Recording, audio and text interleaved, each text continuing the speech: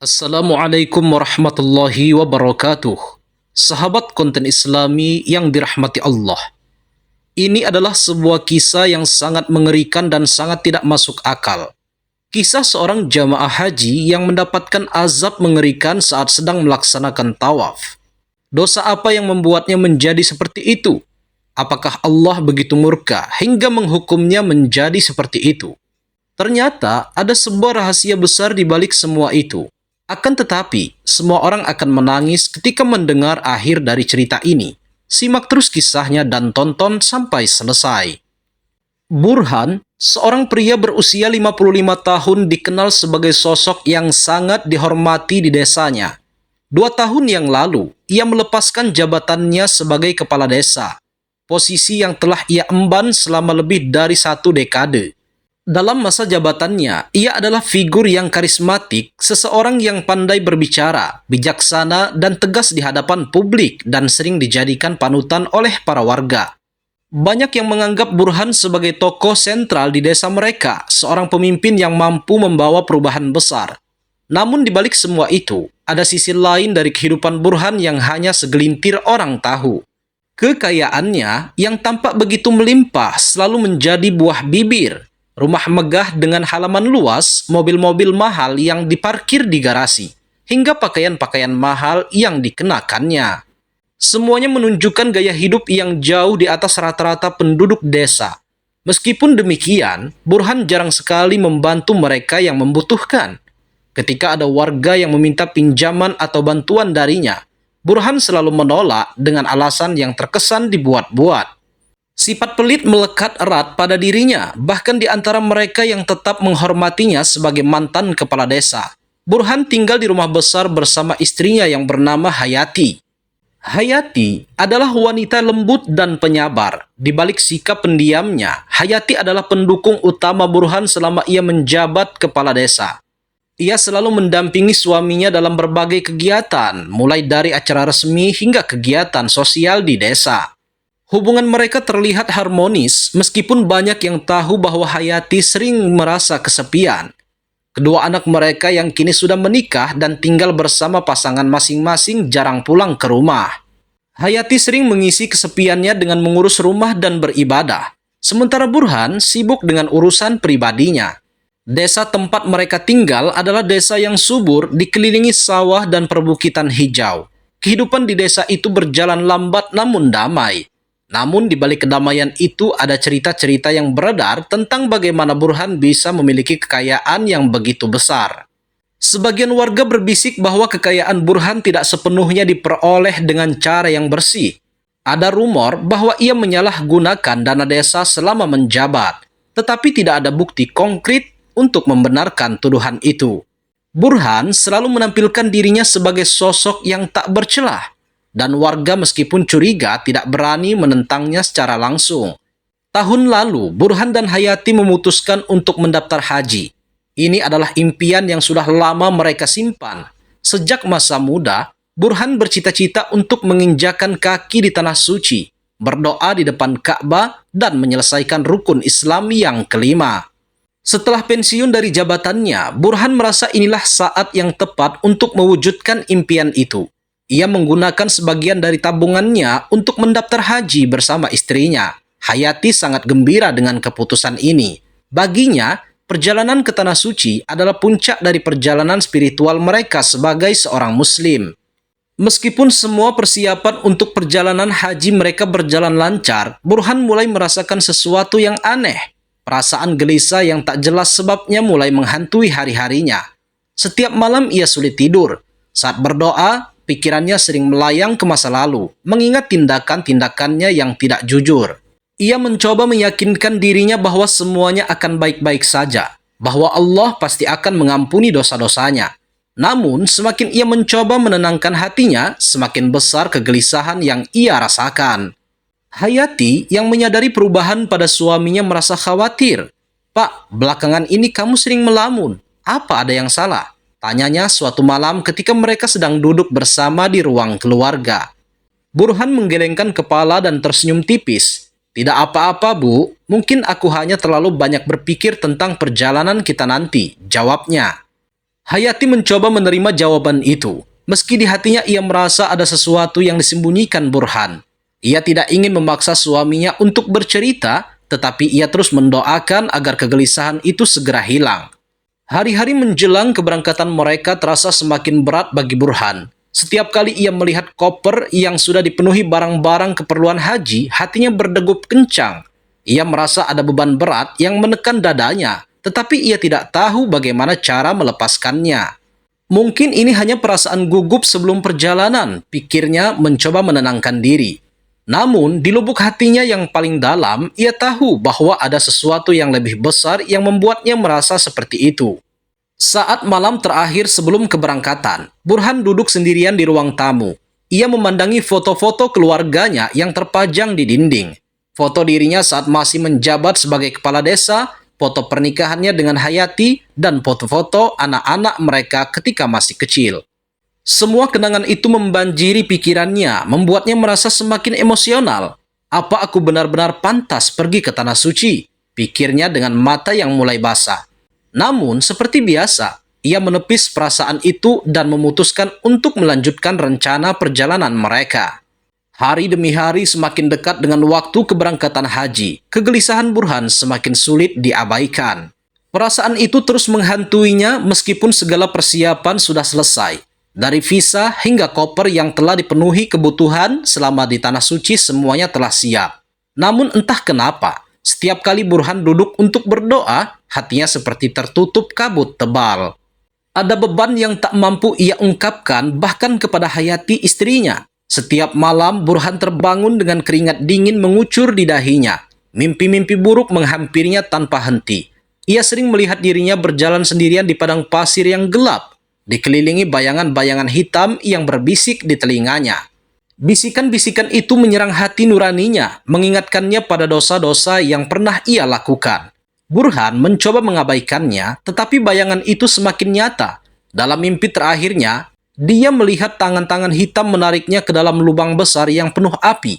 Ia terbangun dengan napas tersenggal-senggal. Mencoba menenangkan dirinya, tetapi kegelisahan itu tak kunjung hilang.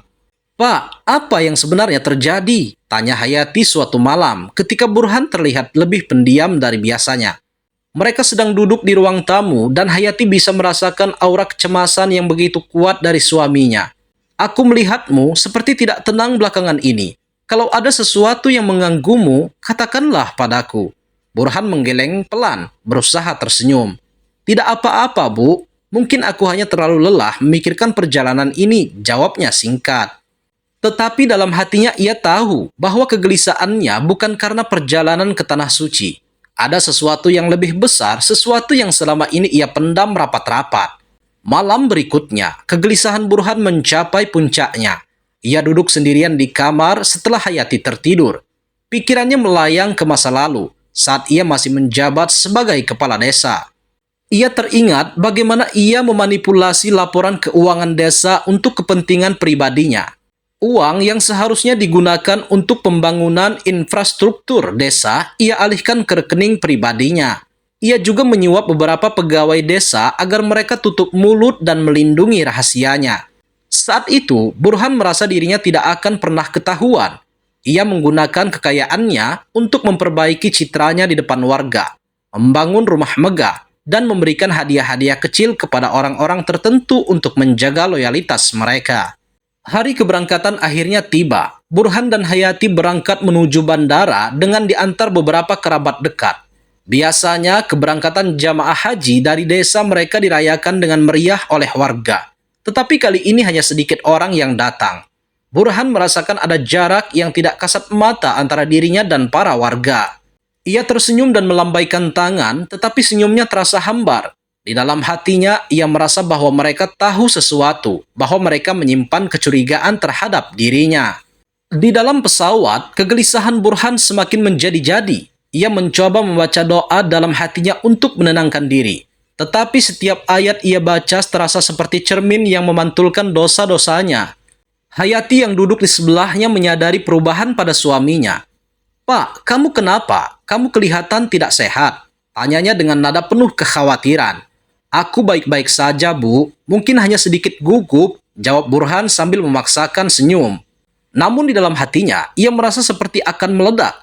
Perasaan bersalah dan ketakutan yang ia pendam selama ini semakin menguasai dirinya.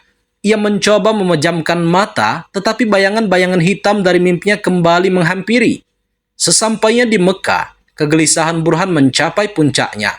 Suasana kota suci yang begitu khusyuk dan penuh berkah seharusnya membawa ketenangan. Tetapi bagi Burhan, itu justru sebaliknya. Setiap kali ia melangkahkan kaki di tanah Mekah, ia merasa seolah ada beban berat yang menekan dadanya. Saat memasuki Masjidil Haram, untuk pertama kalinya, Burhan merasa tubuhnya gemetar. Matanya memandang Ka'bah dengan perasaan campur aduk. Ia ingin merasa damai, tetapi hatinya dipenuhi rasa takut yang tak bisa ia jelaskan. Malam itu, setelah melaksanakan sholat Isya, Burhan mencoba merenungi kegelisahan yang terus menghantui dirinya. Ia duduk di tempat tidurnya, memegang tasbih dan berdoa dengan air mata yang mengalir deras. Ya Allah, apa yang harus aku lakukan? Mengapa hati ini terasa begitu berat? Ampunilah dosa-dosaku ya Allah, bisiknya lirih. Tetapi meskipun ia berdoa dengan penuh harap, kegelisahan itu tidak kunjung hilang. Bahkan rasa bersalahnya semakin membesar, seperti gelombang yang siap menghantam dirinya kapan saja. Hari berikutnya, Burhan dan Hayati memulai rangkaian ibadah haji mereka.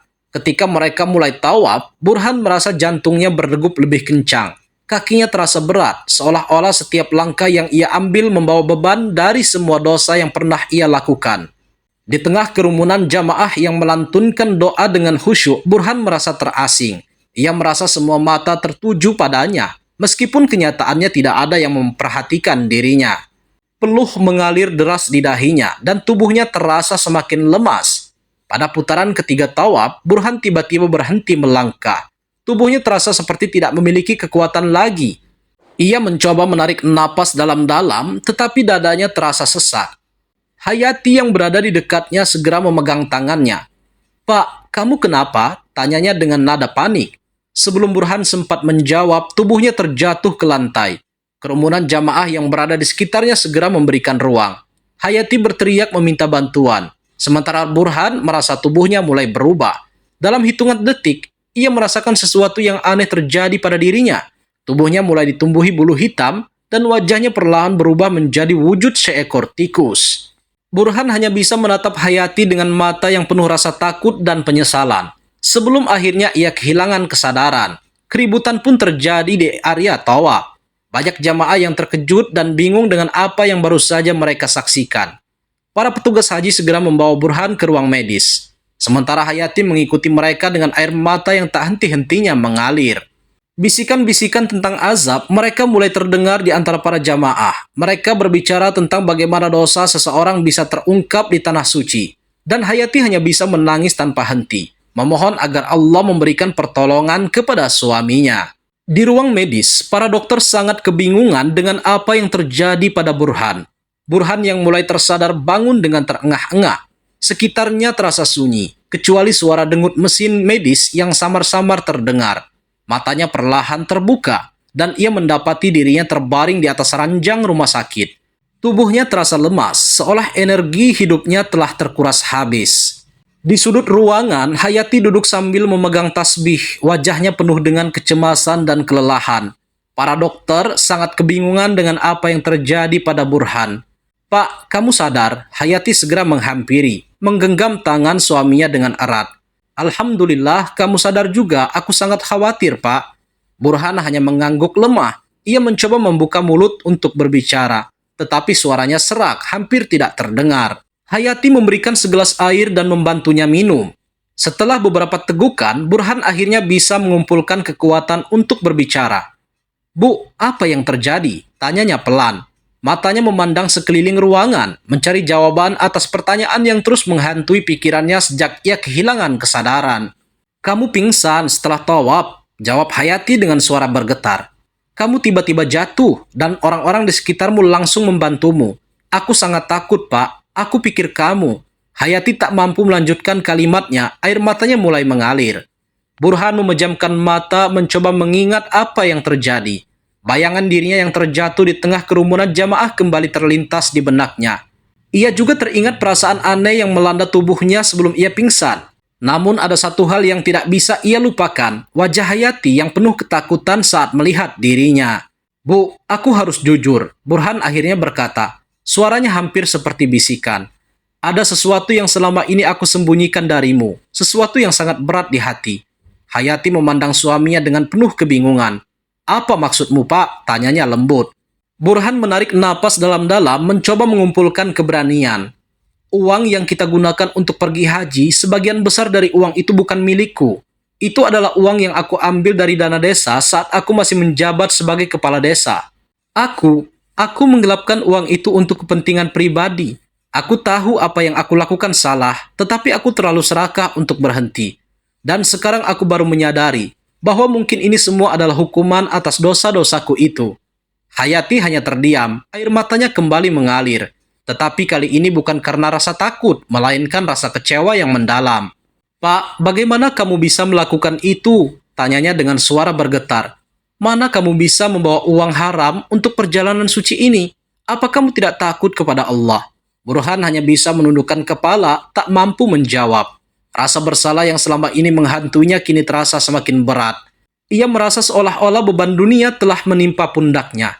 Hayati bangkit dari kursinya berjalan ke jendela kamar rumah sakit. Matanya ke arah kota Mekah yang dipenuhi cahaya. Dalam hatinya, ia merasa marah, kecewa, tetapi juga ibah kepada suaminya.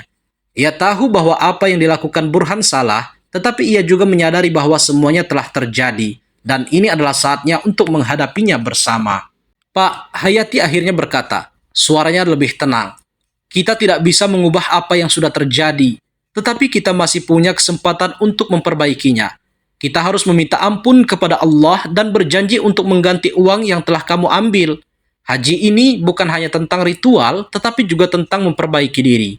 Kalau kamu benar-benar ingin bertobat, kita harus mulai dari sekarang." Kata-kata Hayati menusuk hati Burhan seperti pisau tajam. Tetapi ia tahu bahwa istrinya benar, ia mengangguk pelan, air matanya mengalir deras. "Aku akan bertobat, Bu. Aku akan memperbaiki semua kesalahanku. Apapun yang harus aku lakukan, aku tidak ingin meninggalkan dunia ini dengan dosa-dosa ini masih melekat padaku." Suasana menjadi sangat sunyi. Hanya terdengar isak tangis Burhan yang menyesali semua dosa-dosanya. Seketika wujud Burhan kembali normal seperti semula. Bulu-bulu pada badannya telah hilang dan kepalanya kembali menjadi wujud manusia lagi. Hayati sangat terharu melihat kejadian itu, dan akhirnya mereka mulai menyadari bahwa sebesar apapun dosa kita, Allah akan tetap memaafkan kita.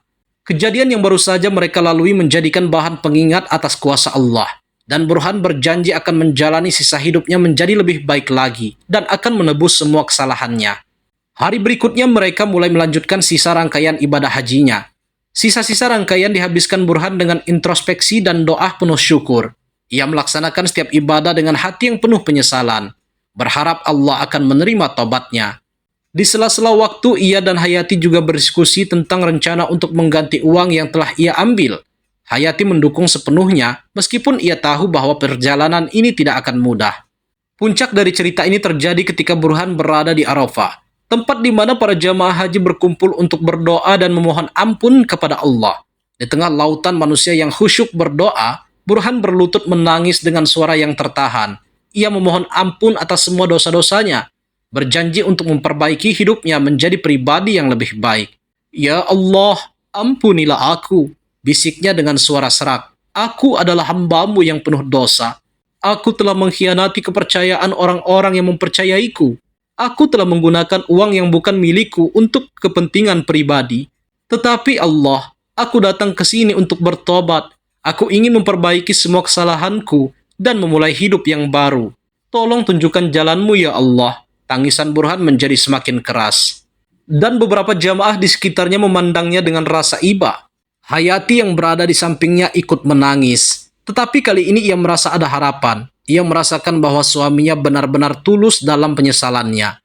Setelah kembali ke Arafah, Burhan merasa ada perubahan dalam dirinya. Beban di hatinya terasa lebih ringan. Meskipun ia tahu bahwa perjuangannya belum selesai. Ia dan Hayati mulai menyusun rencana untuk mengganti uang yang telah ia ambil, termasuk menjual beberapa aset mereka di desa. Burhan juga berencana untuk mengadakan pertemuan dengan warga desa setelah kembali dari haji, untuk meminta maaf dan mengakui kesalahannya secara terbuka.